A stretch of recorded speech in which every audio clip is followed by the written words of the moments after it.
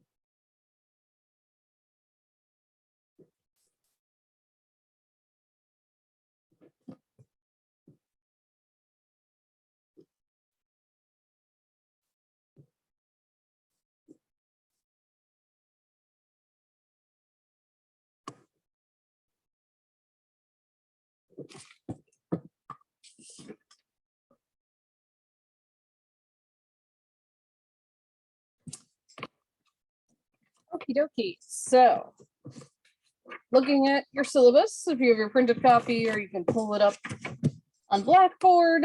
So, today we are continuing to talk about aphasia and dyslexia. And then on Thursday, you have your next quiz. And you might be like, why is it only ever one topic? Well, because then after we cover the next 2 days, talking about memory and amnesia and Alzheimer's, then on Thursday, the 7th, which, believe it or not, is coming right on up, is in fact next Thursday. What? Sorry, like, where is time going? You will have your midterm. And your midterm covers everything from the beginning of the semester until the end of us talking about Alzheimer's. So rather than give you a quiz the same day you're taking your midterm, just makes sense, right? You're going to have a quiz over less material. So that will be hopefully helpful for you all. So that will be on Blackboard, just like we took the last one last week. And then, like I said, hopefully everything will be fine. I'll have a negative COVID test and I will be able to get back on campus with y'all next week. But for sure, Thursday, we are still on Zoom. So again, I know it's not ideal. I know people are over it. To be honest, I'm over it. So I even forgot to turn on my ring light. There we go. Now you can probably see me a little better. But we're making it work, right? And this way your learning isn't interrupted more than it has to be. And we can still talk about this stuff. So thank you. I know I keep saying this, but thank you for bearing with me and for still participating, even though I know it's challenging to do so under these circumstances. So thank you. All right, so today we're going to be talking about the aphasia, excuse me, aphasias. Geez, you know, don't mind me as my voice cracks. Okay, so aphasia. So what is aphasia? What is it a disorder of? And again, as usual, unmute, throw it in the chat, whatever works best for y'all.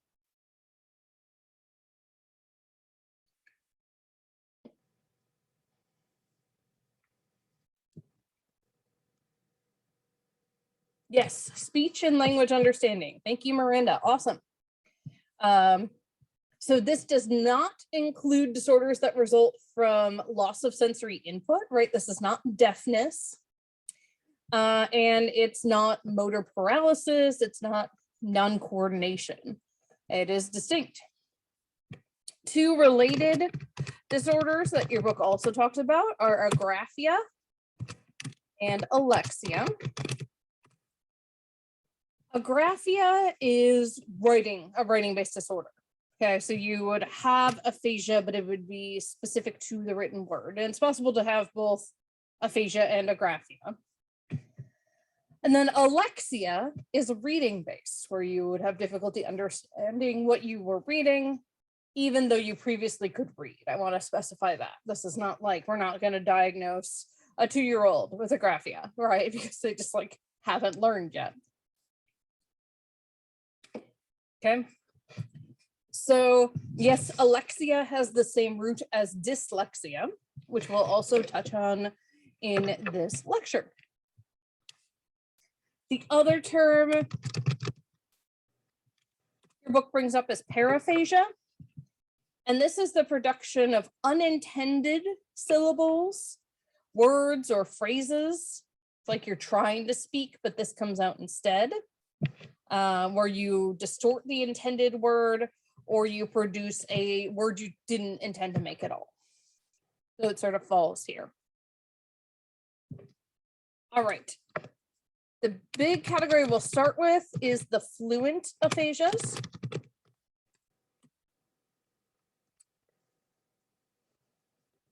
Okay, so what are the fluent aphasias and impairment in?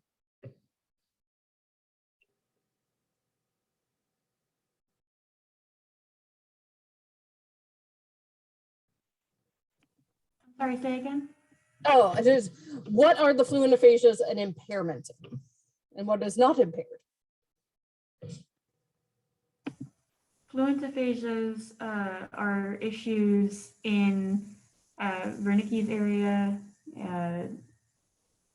like transcortical aphasia, conduction aphasia, anomic aphasia, things where it's about classifying, producing speech, writing, kind of like being able to produce speech. So a little bit flipped, but that's okay. I appreciate you jumping in. So fluent aphasias are impairment in the reception of language, impairment in understanding what's being told to you. They have fluent speech, and that's why they're called fluent aphasias. But they have difficulties in auditory verbal comprehension, or like Miranda was just saying, could be in written understanding as well, or asking them to repeat words or phrases or sentences. And so, yes, Miranda mentioned Wernicke's. We'll start there. This was in your case study last week. Okay, Wernicke's is also known as sensory aphasia. And I have some videos to get us rolling. So I am going to go ahead and make sure I am screen sharing the right thing. Ta-da! Okay. So I have a couple different videos of Wernicke's aphasia so you can get a little bit of a feel for it here. Their foot, you know, boom. What's this? You know, the big end right there, end of the football. End of the football? Is it influence the football right here. The cause that it comes in, see? Yeah. The end of it, see? Yeah. Oh, we have all of these, see? I don't understand. Well, it's pliable in the other, see? You don't understand it, but it applies in the long reed comes from there. And it comes source from the country out through, see? All the underage, see, it comes up and finally come out here and goes out, see? You have it? Sort of. You know, if it comes out here, see, it comes out here, here, and here, and it comes in, and it comes out, and bing. That's a good fly throw, see? That's a good what? That's a good flow goes a fly, see, it flows cold, or it gives, or kicks out, or bing, or whatever it is. We has no football far out. It's just pulling, see, but they feel it. Oh, I guess you meant you have bed, see, I don't know. Where do you live? Where do you live? You are up here, see. Where do you live, Doc? Where do you live? Where do you live? Where do you live is Well, if it's around here and around here. You? You used to be a dentist. Yes, Yeah. Where? right here. the rest, the rest of the hearing, yes. Yeah. So you get the gist of this one. Again, like, these are hard to watch, so I'm not going to make you keep watching. So you see he can produce speech, but it's in what is often referred to as a word salad. So the words come out sort of nonsensically. And this is a very intelligent man. He used to be a dentist. So you can see he's starting to get a little emotional here because, you know, it's so hard not being able to explain yourself, right? When everyone's always understood you. Other things with Wernicke's is they have a lot of difficulty writing to the point that they cannot write. And they have severe comprehension deficits in both written and spoken word. So you could see when she was asking, like, where do you live? He was just talking about being a dentist. So he was like, right here. This is where I did my work. But he wasn't really understanding what she was asking. So again, very, very difficult. Wernicke's area of the brain. Let me do a quick switch of my share here. So Wernicke's area is here, okay? And this is all on the left side of your brain. Again, this is one of the few things that is very lateralized, and speech and language hang out over here.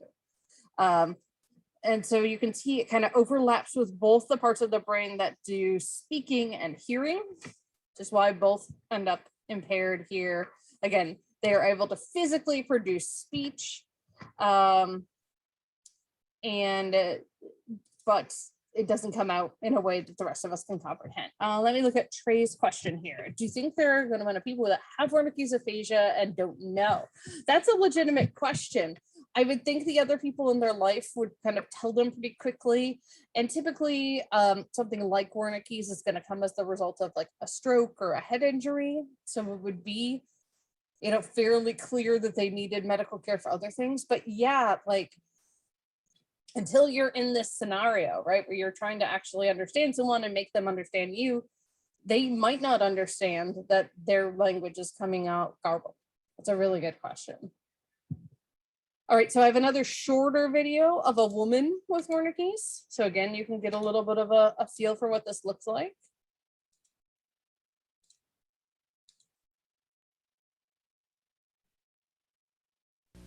Thanks. 6. And say baseball player. Okay.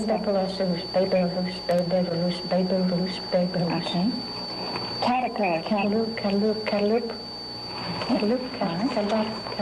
Okay. All right. I'd like for you to do some things now with your mouth. First thing I'd like for you to do is stick out your tongue. Stick your tongue? Great. Show me how you would kiss. Show me how you love to kiss me. There you That's go. Good. Show me how you sip on a straw. Show me how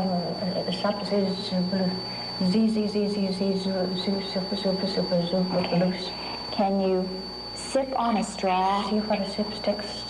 See what a sip sticks onto me. Okay. Try this one. See. Wait a minute. Listen. Show me how you smile. Show you how plus me. Show how plus me. Show how plus me. Show how plus me. Stop. Can you smile? Can you smile at me? No, don't smile at me. Don't say what I say. I want you to do this. Watch. What? Look at me. Smile. There you go. That was a very good one, huh? Smile. Smile. There you go. Chew. Show me how you chew gum. Chew what you so my children. Okay. Watch this. Good. All right. Cough. Cough. Or you cough me. Cough. There you go. I want you to lick your lips. Lick me. Great. So again, you could see she's having a hard time with comprehension, but she is able to physically do these articulations, which might seem like, okay, so what? But what we'll see as we start talking is in some of these other aphasias, you can't do that. So again, I'm going to be bopping back and forth with my share today, just so I can show you some of these diagrams that are from your book that I think are really helpful. So this is the Wernicke-Gershwin model, which is trying to explain why these things happen the way that they have. What is the role of Wernicke's area? So basically they think you take in sound, right? You take in whatever sound, and word sounds in particular are sent over to this area, to what's called the primary auditory cortex. And so what Wernicke's area does is help us comprehend word sounds. So word meaning is represented in Wernicke's area. And then that's sent to Broca's area to be articulated as speech. And it goes through this part called the arcuate fasciculosus. I'm sorry, I never took Latin. Is this part that does the face. Okay, so why do you need the face to be involved? Well, you need the muscles of the face to do what they need to do to.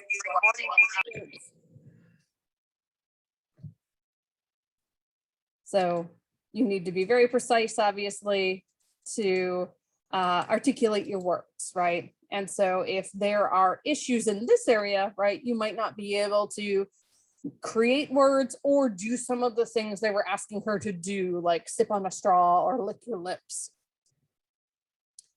Broca's area then sends the instructions for speech to the motor cortex.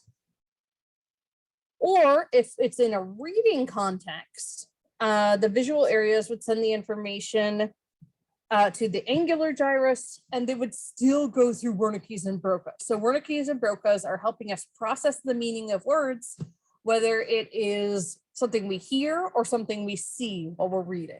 Okay. And obviously, if like in this case, when I show you videos, you are looking at a video with subtitles, right? It's kind of processing both ways, and that can help you understand it more. All right, another type of aphasia is transcortical aphasia. I will again throw that in the chat. This is my whiteboard.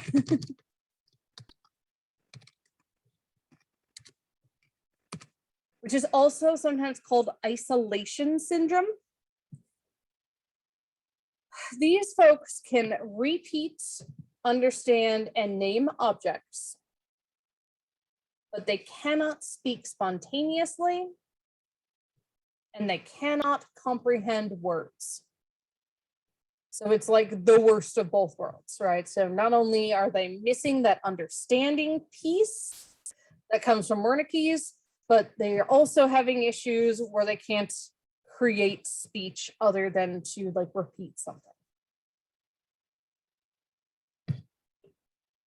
So as you can imagine, transcortical can be really heartbreaking. Not that any of these is less heartbreaking than the other, but another is conduction aphasia. So in this case, you can speak, you can understand speech, you can name objects, but you can't repeat things.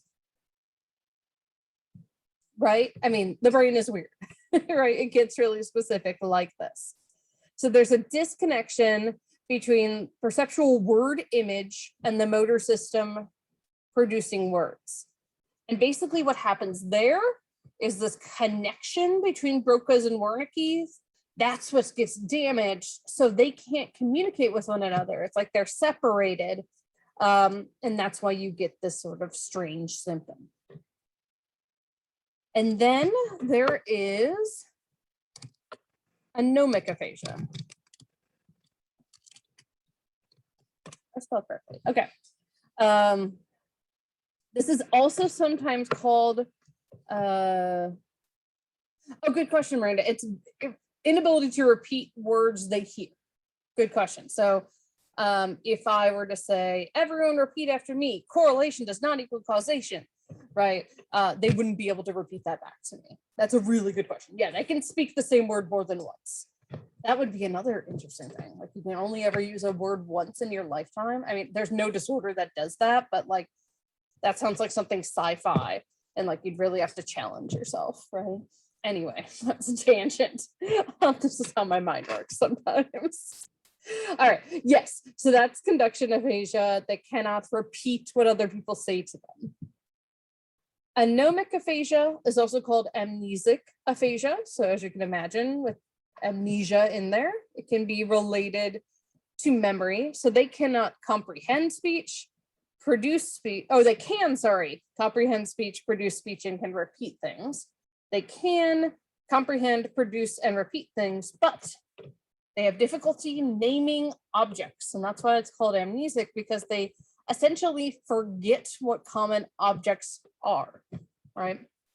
So if I were to hold this up, right, they would not be able to tell me that this is my smartphone,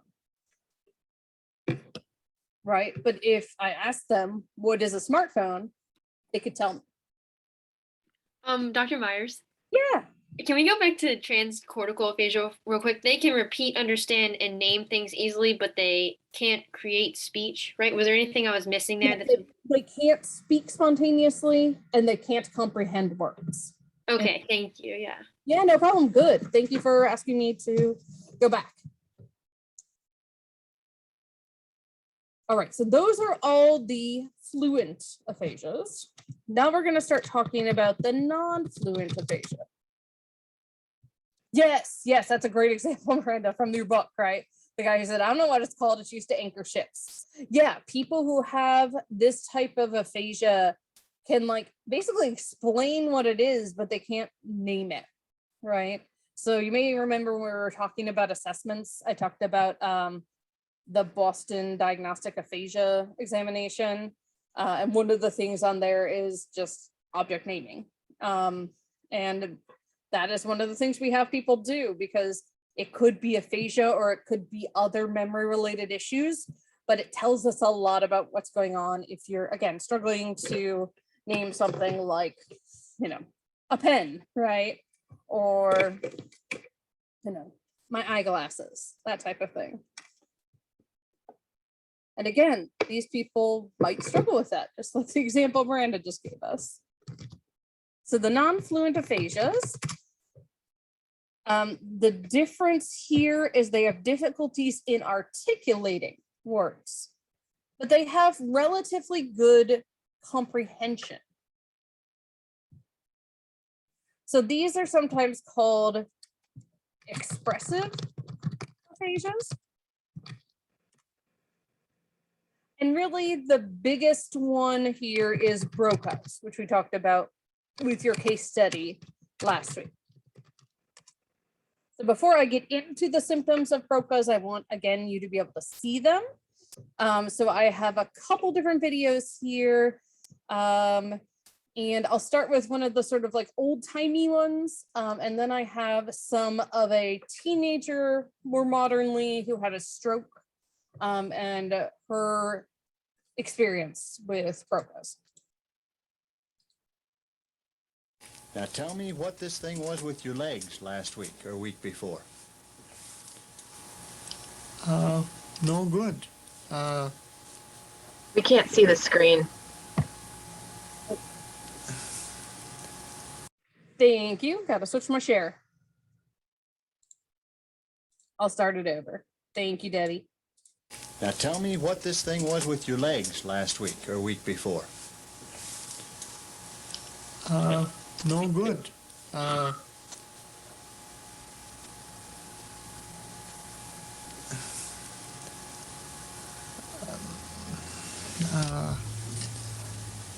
Ache and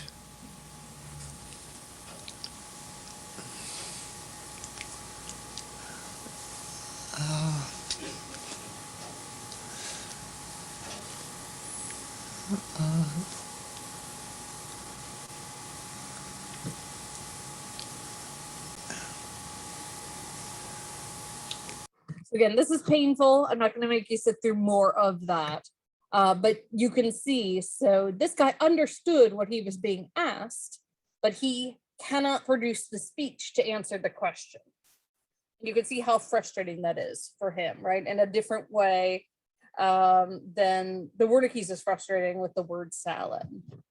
And so here you could see this is such a nice illustration of why it's called non-fluent aphasia, right? Because he is not fluent in language, right? It is not coming out.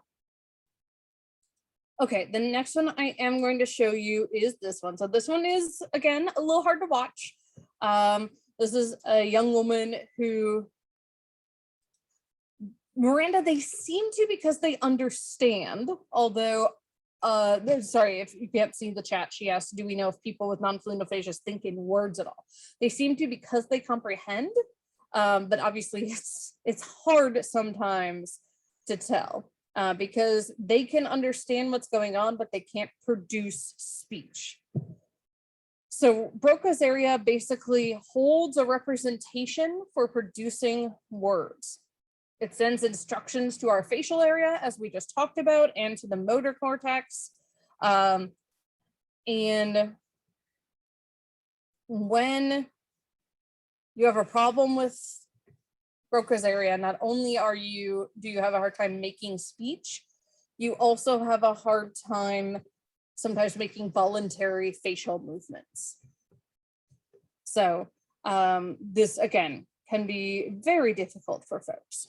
So again, this is a young woman named Sarah Scott. She had a stroke at age 18 and developed Broca's aphasia. Okay.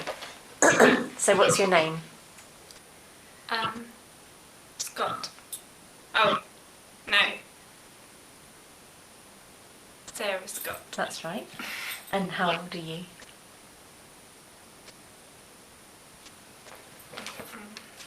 I can't. Try. I can't.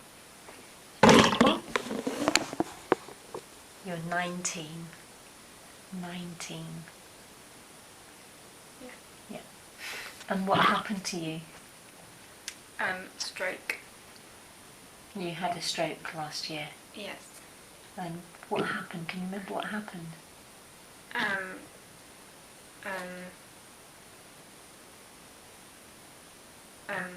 School and So a couple things to notice about Sarah. She is a little further along in recovery than the other guy. You know, maybe she just had partial injury to Broca's area, so she is able to make some language. And then what you'll notice she's doing, she's writing stuff down for herself, and then she can articulate it a little bit better. Again, sometimes getting stuff in there through multiple modalities can help. Yeah, and we won't watch all 7 minutes of this, but just to give you a feel for it, I'll let it go a little longer. English class. Okay. And I book and I read it aloud, but I can't because stroke, and so I turn So can you imagine like a high schooler being called on to read aloud and she has a stroke while she's like, I can't even fathom. also it's the same as the same of kind of thing as you know, Pins and needles. yeah, like pins the and same, and also farmers, but leg. yeah, Leg. yeah. And what happened after the stroke with your speech? But I can't. You have speech problems. Yeah. Do you know what that's called? Yeah. She has to write it out for herself. It's probably not a word she knew before her stroke, right? Aphasia. Yeah, good, good. I haven't heard you say the word before. I write it down. Because, And that helps? yeah. Okay. So you are going to go to university. What are you doing now? But What do you do now? Every day? speech, then the speech. Therapy? Yeah. Okay. And also riding. Riding what? Oh. horses Yeah, good. and and and connect. Connect, yeah. You like Connect, don't you? And it, yeah. Why do you like Connect? Aphasia, so I can the same kind of problems and speech like yeah. Okay. And how do you feel? I'm fine. You're fine. That's good. Good. So that gives you a little bit of a vibe for, again, what it's like for her. And then this is a video from 6 years after her stroke. Hello, I'm Sarah Scott. So, new video because it was my stroke anniversary last week. I had my stroke 6 years ago, which is a long time, and it seems like yesterday.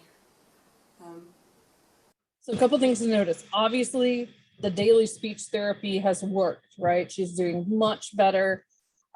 She's still obviously finding word finding problems, a little bit of difficulty getting words out. The other thing to notice, I don't know how clear it is on y'all's screens, but she does have a little asymmetry in her mouth, right? So the stroke was on the side before that she said there were pins and needles and whatnot.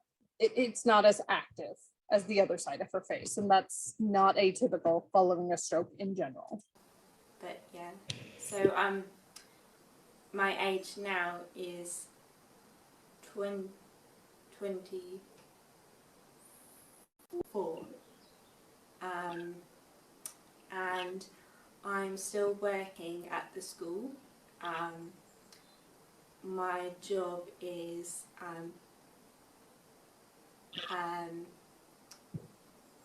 science technician. It's not full-time, but it's a job that I love, and I really, it's a good, fun job. It's just things that I can do. It's very practical stuff. So even though I need to talk, it's more things that I can do after my stroke, so that's good. And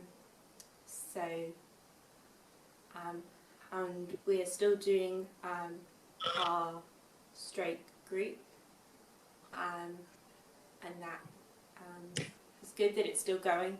So she has a support group that she was doing, again, the therapy. She was doing equine therapy, which there's a lot of really cool research on, just works for a whole host of different things.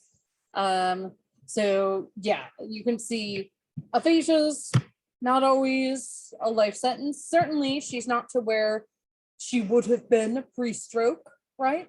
But is still doing remarkably better, right, than she initially was. And Miranda says in the chat, there's a guy with a TBI named Seth who's on TikTok with aphasia. So if people want to check that out, it sounds fun. So definitely something to scope out. So that is Broca's aphasia. That is, again, the non-fluent aphasia. You can also have something called global aphasia. And in global aphasia, you have labored non-fluent speech. So like the early Sarah video or the first video we watched of the guy with Broca's. You also have poor comprehension. You also have poor repetition. You also have poor naming of objects. So kind of everything, right? And they think that global aphasia is produced by large lesions to both Wernicke's and Broca's. So both areas are hit, hence all the symptoms. and the patient cannot read or write. There's also transcortical motor aphasia,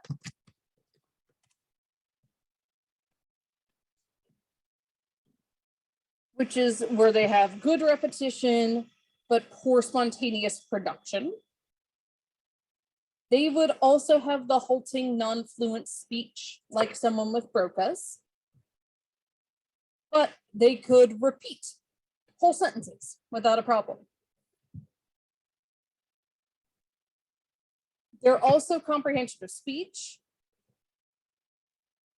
and comprehension of reading and ability to read aloud are not impaired. Their naming of objects, their writing are unimpaired. So they think what happens in transcortical motor aphasia is there are lesions near Broca's, but not in Broca's. And they basically separate Broca's from the other cortical areas necessary to produce speech, essentially, without other prompts. Just based on watching Sarah's videos and the way she writing helped her, I kind of wonder if some of her stroke also was sort of in this adjacent area, right? Because some of her symptoms, the fact that she was able to write it and read it, feel a little more like transcortical motor aphasia, right? Okay, then there are also what are called the pure aphasias. Okay, and these are selective impairments in specific areas.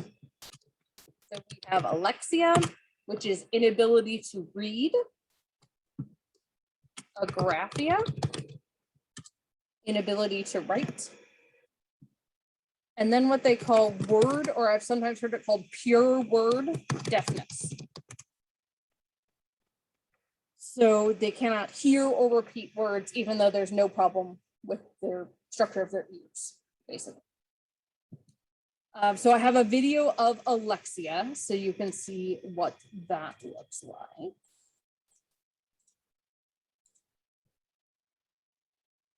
And this one doesn't have captions because. Could you tell me what this word is here? I mean, she has cat. Okay, what are the letters? K, A. No, that's not cat. That's K. Can. K-A-N? No. What's the second letter? A. No. K. So a couple things here. You can see she can hear just fine. She understands what's being asked of her. Tell me what this word on the page is. She's also able to produce speech just fine, right? What it comes down to is she's, again, not able to read, despite having previously been able to do so. That's the big distinction, right? We're not going to diagnose someone who's illiterate with alexia, right? We're not those people. So this is, again, subsequent to some sort of injury, whether it be stroke or TBI.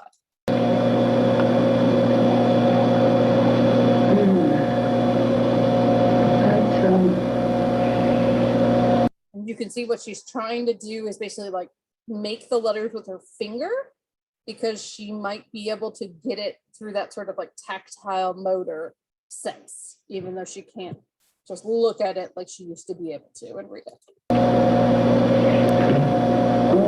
No, what is that letter?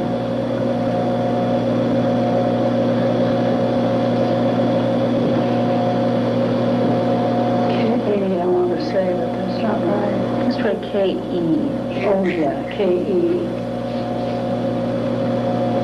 K-E-Y. Good. And so again, it's unclear whether she actually could read that letter or just sort of filled it in, right? From previous knowledge, because she had a history of being able to read and write and spell. All right, so the next thing I want to do, again, bop my share over to my other screen here. me with all the technology today. Um, so this is a nice summary of, and let me make this bigger because it's going to be harder to see. You know what? I'm going to have to reshare. Give me a sec. There we go. Ta-da. All right. So this is a list of major neuropsychological tests that you would do to test for aphasias. So this is a little bit reversed from how I would explain these. So I'll start down here. So screening tests are short tests we would give people to be like, is it worth doing a larger scale battery for aphasia? Like, is that what's going on? And so there's like a conversation analysis. That's one of the newer ones. You can see it came out in 2007. The Halstead-Wetman aphasia screening test and the token test. So all these would be short, maybe 5 to 10 minute tests you do, and it kind of tells you, is it worth going into this in more detail? And oftentimes, not only in neuropsychological assessment, but in assessment in general, we do this for a couple of reasons. One, it saves our time, right? We don't need to be going over stuff if, it's not the issue. Second, it reduces what we call participant or client burden, right? If you can kind of rule something out through a screener, you save them having to go through a more extensive test for that. So even like when we do a structured interview for mental disorders, right? There's a screener at the beginning where you ask basic questions about things like social anxiety or panic attacks. And if they say no to them, you don't have to go through all the symptoms for those, right? Again, it saves them the burden of sitting there longer, thinking longer, saves you some time as well. And then you can see there are multiple batteries that exist, and these have all been around for a while. So you can see really the 60s and 70s were a huge era of breakthrough in cognitive science in general, and how we started to understand the brain and make connections. And I think that this is a really nice illustration of that, right? That all of these really were coming out during this time, trying to find ways to assess these things well and assess what people are actually struggling with. So the Boston Diagnostic Aphasia Test is the one I was telling you about. Large scale battery includes things like animal naming, but also subtests that get at sort of all these different things we've been looking at. You can see there's lots of other batteries as well. The Minnesota test for differential diagnosis, the Wetman-Jones language modalities. Is one of these better than the other? You can look at the psychometrics in their manuals. A lot of time, to be perfectly honest, the way tests are chosen is what you have the most training in and or what's available to you, like what does your clinic actually own physically, right, that you can give. And to be perfectly honest, like what your supervisor taught you to do. So like I think I mentioned on the day we talked about assessment, we had specific batteries that were pulled from a whole bunch of different tests because that's what our supervisor liked. All of these tests would measure things like auditory and visual comprehension. Again, getting at all those nuances of the different types of aphasias. Oral and written expression. So your ability to produce speech or to write spontaneously, but also, as you can get at from some of the names of these, right? Conversational speech, right? Conversational speech is different than a lot of what we would assess in a typical neuropsychological assessment, right? Typically, we're asking someone just to repeat something or write something down, remember something, but conversation takes a lot of nuance, right? You've got to be able to listen to what's said, come up with an appropriate response, and pay attention and go back and forth, right? So these things would often focus very specifically on that as well. All right, I'm going to skip ahead a few slides. Let me just look up the slide number. Ta-da! A hack that hopefully you all know by now, but if you don't, if you know the slide number you want to go to in PowerPoint when you're in presentation mode, you can just type it and hit enter. So that's what I did here to get to this dyslexia chart. So this is something that often surprises people. To be perfectly honest, when I first learned about dyslexia in graduate school, I was shocked that there is more than one type. I just sort of assumed dyslexia is dyslexia, right? So with dyslexia, it's easier to study reading objectively, right? It's easy to kind of look at, can you read this, can you not? Look at sort of a model building to study it. And reading is sort of looked at here in basically subsystems. And so you can have dyslexia that's either acquired or developmental. Oh, if I spelled acquired right before I hit enter. There we go. So acquired would be after brain damage. Developmental is what we typically think of when we think of dyslexia, that this developed as you were a kid, and maybe there's some sort of genetic component to it, right? And so you would just fail to learn to read during development. So, couple different things here, and actually hang on, just realizing I did go to the wrong slide, so let me get to the right one. Oh, there we go, acquired dyslexia. And again, we tend to look at these things in these compartmental ways. So first thing we start is naming a letter. So just having the person read a letter, you know, on a piece of paper, on a screen, what have you. Is that harder when it's accompanied by other irrelevant letters? If it starts at that letter level, that's called attentional dyslexia. And that's where you have difficulties naming letters and when more than one is present. You would also then, that would translate to difficulty reading words when more than one word is present. You can imagine how quickly this gets really difficult for people, right? Because we rarely are looking at letters or words in isolation. Okay, so that's attentional dyslexia. So the next question we ask is, when they are misreading words, are the errors usually confined to one half of the word? That seems like a weird question, but it is a thing that happens.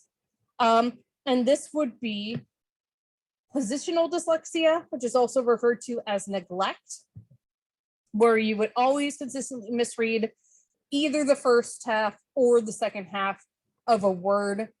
This goes back to neglect in general, which we'll talk about more in the future. But if you remember, again, back to our assessment day, we talked about the draw a clock test, right? And if you have neglect, you might put like all the numbers on one side of the clock because it's almost like you don't realize the other half is there.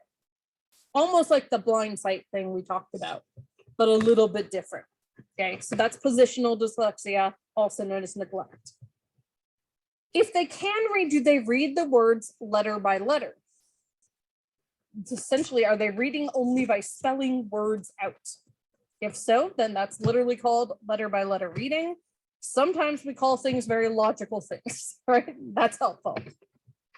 Another thing that might happen is when they're reading aloud, do they make semantic errors? Okay, this would be, let's say I am reading something about a lion, right? Instead, I might say something like the big cat, right? So I'm like making a weird connection there, right? And not reading what's actually on the page. That's called deep dyslexia. When I first learned about deep dyslexia, that's the one that blew my mind the most. Like, wow, there is a type of dyslexia where you just make semantic errors. These folks tend to be impaired at writing and short-term verbal memory, because again, they're having these semantic or connection difficulties. Another thing we have people do, and this might sound cruel and unusual, I swear it's not, is to have them read what we call nonsense words or non-words out loud. So we give them things that are not words, but that are sound outable, right? You can read them phonetically. And if they struggle with that, and that's called phonological dyslexia. Essentially what it means is that like you can only read things you've read or heard before. And then the last question we can ask is, are regular words read aloud much better than exception words or, weird words? That is surface dyslexia. So in surface dyslexia, you can sound words out, but if there are things with weird spellings, right? The word pneumonia, for example, they might try to say it like pneumonia because they're trying to say it phonetically, right? That's surface dyslexia.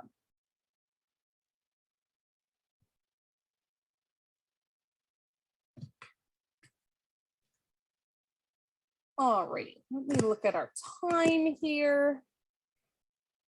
Let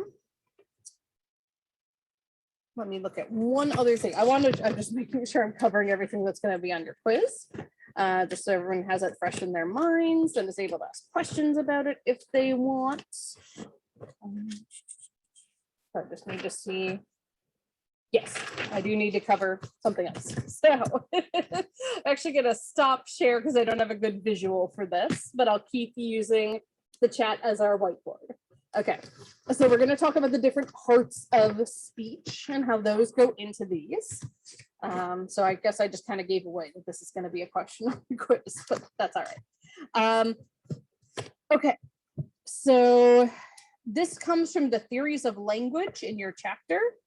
And so these are some of those parts of speech. So phonemes are fundamental language sounds. They're the sounds that make up the speech that we produce, right? And so these don't have necessarily a meaning in and of themselves, but you string them together and you make words. That's phonemes.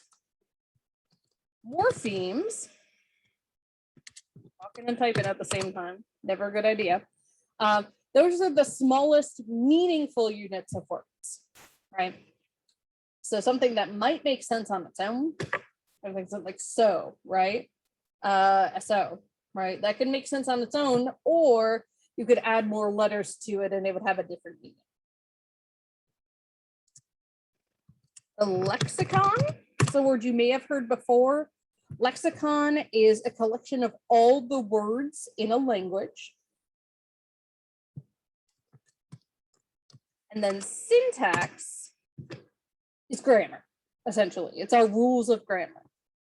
So Yoda from Star Wars, if you're familiar, has a different syntax than we use in traditional American English.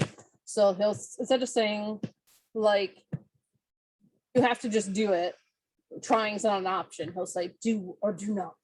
There is no try, right? Things along those lines. Like it's just a different syntax that probably goes with the rhythm of whatever his native language would be. As far as I know, I looked it up when The Mandalorian came out.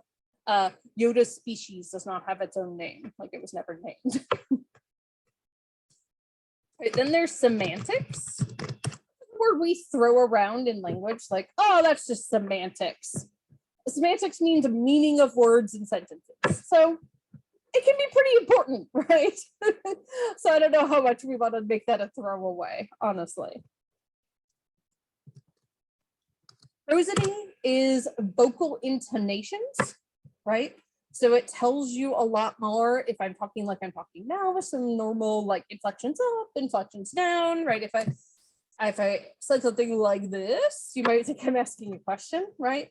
Versus if I just said everything like this, it's harder to get information from my vocal tone. I just like immediately go to my hands because I want to like give more information, right? It's hard for us. So that's prosody. And then discourse is stringing sentences together to form a meaningful narrative. So important terms to know. All right, the thing I want to spend our last like 20 or so minutes of class on here is one of my favorite things that's sort of talked about in passing in your book, which is about language and language like processes in animals. I have a fascination with animal intelligence. At one point in time, I thought I wanted to be a veterinarian, so that might be part of it. But I think it's also just like genuinely curious about like, how much more do animals know than we think they do, right? So I have some really cool videos that I will share with you. And I think when people think about animals and language, we tend to think of things like the great apes and teaching them sign language, right? But in fact, we know that we communicate with other animals in our lives. I mean, the clearest example for me is just thinking about something like dogs will respond to basic commands to sit, stay, whatever. Believe it or not, Simba will actually sit on command as long as you have food. And I know other people have taught their cats to like high five and things like that, right? So if nothing else, they understand basic commands. So my cat knows how to do at least 6 tricks. And also just adding in here, like I read an article about cats and the language that develops between cats and their owners, and how it truly is like a unique language to where like if you like between me and my cats, like we understand each other. I know what their body movements, I know what their different meows, and they also understand me, and it's fascinating. Yeah, cats, typically adult cats do not meow to each other, which blew my mind when I found that out. And so cats kind of think of us as giant hairless kittens, and they come up with their own language to communicate with us. Yeah, which is so interesting, right? Sometimes when we try to communicate with animals, we do it in what I think are stupid ways. My favorite is that we use hand signals to communicate with dolphins who don't have hands, right? I mean, it works, but I think we're missing a lot with dolphins, right? Because no one's bothered to try to figure out their language, their clicks, right? So I'm going to start with a video about an ape, just because, again, that's sort of our baseline for understanding language in animals. And Kanzi in particular is actually mentioned in your book, where his mother was taught this sort of sign language, computer language, and they never consciously made a choice initially to train him, but just by watching his mom and watching her lessons, he picked it up. And then of course they decided to train him after that. And he learned more than she ever did, most likely because he started at a much younger age. So, real quick explanation. She's putting on a mask so that she doesn't inadvertently give him look with her eyes or something like that. Give him a symbol she doesn't want to. And so she's got just like a welder's mask to disguise that. Kanzi, could you cut the onions with your knife?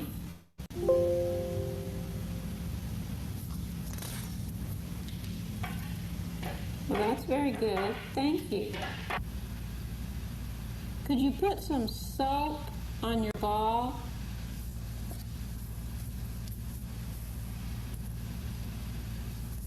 Well, that's a good job.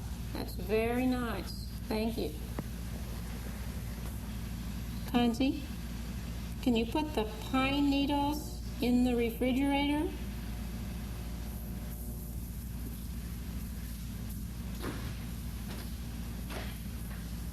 Good job. Thank you. Kanzi, are you listening? Could you put some because he's like a kid, right? He gets bored after a while. Soap in the water? Good job. Thank you. Thank you. Could you listen again? Okay. Kanzi, could you pour a little Coke in the water? Could you pour some Coke in the water? Thank you. That's enough. You can. Okay. Kanzi, pour the Perrier water in the jelly. Thank you. That's good. That's good. So again, you can see he learned these very complex tasks, which you might think, wow, that's really cool. And probably only a chimpanzee could do that because chimpanzees are very intelligent. They share 98% of our DNA. But let me show you one of my favorite videos ever. And then I'm not even going to give it that much of an intro. Hello, I'm John Pilley. This is Chaser, our report copy. This video tests and demonstrates Chaser's ability to treat a combination of verbs and nouns in such a way that the verb and the noun each have their independent meaning. We will demonstrate this by asking Chaser to combine various verbs with various objects with different names. The three verbs will be call, nose, and take. The three objects, lamb, ABC, and lips. We'll turn the tape off and start shooting or combining these words immediately. How's that? Okay, just putting this out there. John Pilley is just a psychologist, right? He clearly doesn't have a ton of media training. Happens to be a cognitive psychologist interested in animal learning. He had a border collie at home. He decided to try it with her, and you'll see she's pretty darn amazing. You bring it, Papa. Right here. Good girl. Chase. Take lamb. Take lamb, Chase. Take lamb. Take lamb. To Papa. To Papa. Good girl. Good girl. Papa. Papa. Good girl. Watch it. Watch Blue. Yeah. Blue. Good girl. Good girl. So her reward, so that she doesn't always eating treats and perhaps eating too much, is to play with the ball, and he calls the ball Blue. Good girl. Good girl. Good girl. Okay. Pop, take Blue. Pop, take Blue. Pop, take Blue. Come here. Good girl. Chase. Paul Lamb. So he's behind the screen for the same reason that Sue Savage-Rumbaugh in the Kenzie video put on the welding mask, to try not to inadvertently look or point with his elbow or something like that. Paul Lamb. Paul Lamb. Good girl, good girl. Here we go, Chase. Come around. Go get girl, good girl. There's Blue, good girl. I want Blue. I want Blue. I want Blue. I want Blue. I want Blue. I just love that they make it really fun for her, right? She doesn't know that she's doing an experiment right now. She's just having fun. I want Blue. There. Pop, take Blue. Good girl, good girl. All right. Chase. Take lips. Take lips. Do it, girl. Do it. Good girl. Good girl. And then the other thing she can do is just bump it with her nose. So again, here is a dog that we don't necessarily think of. We think of dogs as smart, but not as smart as chimps. But she's able to do the same type of thing Kanzi was able to do. And so this is, I think, just more background about her. Watch the whole thing, but and I should also say, this is the college media department made it, so it's sort of adorable. So just heads up on that. And while I'm getting this to full screen, I actually got to see the psychologist and Chaser at APA a while ago, which was very, very cool. So I'm going to skip forward to where they show some of the stuff where she's actually data on Chaser's achievements in order to present Pilley's findings to research journals. Here's what they had to tell us about their work. In 2004, there was an article, a German dog by the name of Rico, who learned over 200 words. So decided, let's see what the boundary might be. And what have you found out?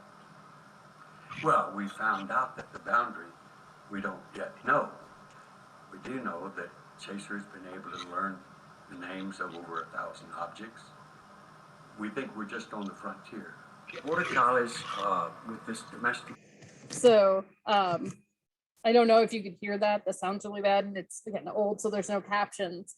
But yeah, what he was saying is there was an article that said there was another dog that knew 200 words. And so he's like, well, let's see how many we can get to. And at this point, he said Chaser knew over 1,000. I think by the time she passed away, she knew 2,500. So really, really cool. And don't have, let me see if I can find real quick. There was a like Nova or something where they had her on, and that was really cool. Yeah, here we go. They actually had her with Neil deGrasse Tyson. So I'll show a clip of that because he was just so adorably amazed by her. There. John Pilley, a chipper 82-year-old, Come back, hurry. started working with dogs as a psychology professor. Walk up. Now, he's got one of the smartest dogs around. Come on, girl. And I've come to check out what she can do. Good girl. Chaser is a 6-year-old female border collie, a breed famously skilled at herding sheep. She was born to live in the Scottish mountains. Chase, tunnel. And herd sheep. Go, there. Be a shepherd. John has taught Chaser to tend an extremely large herd. That was a sheep. But there are no real sheep in it. I can't believe it. Chaser's herd is made up of toys, about 1,000 of them. And she knows the name of every single one of these? I hope. Sailor. John has assigned a name to each one. Never forget. Oh, because it's and taught those names to Chaser. an elephant. My favorite part of this is he has to write the names on there because he doesn't remember them, but Chaser does. Okay.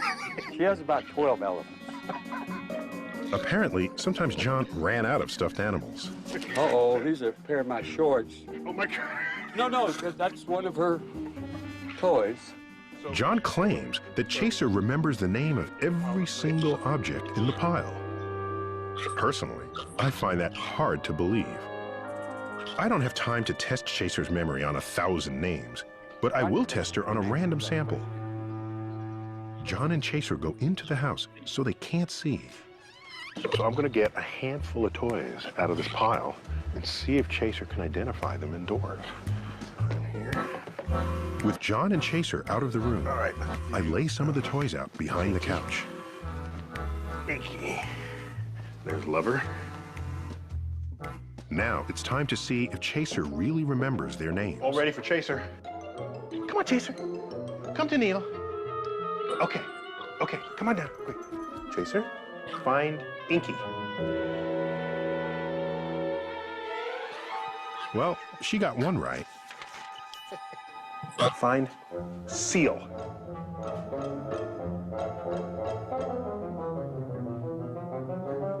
Whoa! And that one too. Okay, ready, Chaser? Now, you might be wondering what's going on behind the couch. Like, is John handing her the toys? Find Crawdad. Let's check our hidden camera.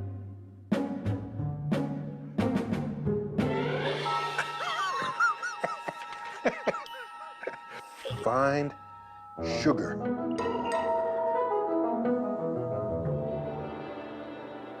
I asked Chaser to find 9 toys, and she got every single one right. And remember, I picked the toys randomly from this huge pile. Neither John nor Chaser saw which ones I picked. Come back. On multiple I just love how excited he is. It's great. The last thing I want to show you with our last 5 minutes or so of class here is Alex the Parrot. So Alex the Parrot was a dude named Buddy that uses buttons to talk to her mom. That's really cute. Oh my gosh. And the idea of finding out about dogs with dreams. Love it. Love it. So Alex the Parrot is an African gray who was trained to do a lot of amazing things. And so I'm going to go ahead and show you this video of Alex. And this has Ellen Elba in it. So lots of fun people. Can Alex do any new things since Yeah, last? we're going to do a couple of new things. I'm going to start with some old things just to warm them up a little bit. Okay. So these are 2 objects, and we pull them out of the tray. And the neat thing about this is if he didn't really understand what we were all talking about, he wouldn't be able to answer the several series of questions that I'm going to ask him. He would just have a single response to these things. So can you tell me what's here? What toy? Can you say better? Say better. That's right. Can you tell me how many? How many? Come on, can you tell me how many? Very good. We keep going. Can you tell me what's different? What's different? Color. Come on, what number is gray? You don't want to tell me? Well, tell me, what number is gray and nut? What number is gray? 4. Very good. Good boy. Okay, you What get a nut, nut. right? You get a big nut. You get a big nut. How did he get to this point? We do a modeling training system, which is really fun, which I just so happen to have something we're working on here. Oh, okay. We can demonstrate to Oh, him. good, yeah. So what we do is I act initially as the trainer, Yeah. and you act as the model for his behavior and his rival for my attention. Oh, okay. So I ask you about this, Okay. and if you get it right, you get to play with it. Oh, okay. Yeah. So you tell me, what's here? Spoon. Spoon. There you go. You got the spoon. That's right. He does with it. Yeah. Okay. Then we exchange roles. So he sees that you're not always. I'm not always a questioner, and you're not always a respondent. But it's a thing. And if I make a mistake, you can take the spoon away and scold me. Oh, what is this? No, wrong. Wrong. Okay. Now Try I get, again now. Okay. Try again. Spoon. Very good. Okay. Okay. So he sees that not only any sound causes a transfer of the object, but a specific. I find this sound. very hard to believe that he's seeing all this and And he does drawing it. these conclusions. And he does. Can you tell me what toy? What toy? No, what toy? Come on, what toy? No, you're wrong. What toy? Spoon. Spoon. You're right. Oh, Spoon. I like it. I love this spoon. Spoon. Oh, you're really missing out on a great spoon here. See, pal. look at that. Oh, he's a great trainer. We What, should hire him. What toy? I'm serious about it. Huh? What? One a nut. Want a nut? Sure you want a nut. Just tell us what the spoon is. You'll get it. Very good. Here, take the... Yeah. Because that's the beginning of spoon. Now, That's right. if you do it a few more times, can you get him to get that end sound Yes. in there? Say the whole thing. Say the whole thing. What toy? Spoon. Oh, All good. right. Okay. That's, You're beginning to get it. it's slow speech. Very cool thing about Alex is that he actually learned to understand mathematical concepts. So there's another video I've seen where Pepperdine, the researcher, is talking about she was trying to train one of her other parrots, and she was like clicking and trying to get them to count. So she'd go, how many? And Alex was being Alex and wanted a nut. So he was like, 2. And she's like, I'm not training you. Let the other parrot answer. And so then she was like, how many? And Alex said 4. And she's like, no, you're wrong. And then she was like, how many? And Alex said 6. And she realized he was adding. And Alex also recognized the concept of 0, which some primitive civilizations did not. So again, very, very cool. We're really, as Chaser's dad said, we're really at the cusp. We don't know what the limit of animal intelligence is, primarily because we are not intelligent enough to figure out how to communicate with them, right? If we could learn dog, if we could learn parrot and not have to teach them English, right? Again, if we could learn dolphin, I think that we would have a much better indication of some of these things. Alrighty, so like I said, quiz first thing Thursday. It'll be on Blackboard again, multiple choice and matching, so it shouldn't take too long. And then we'll dive into talking about dementia and other memory issues. All right, have a good day, everybody.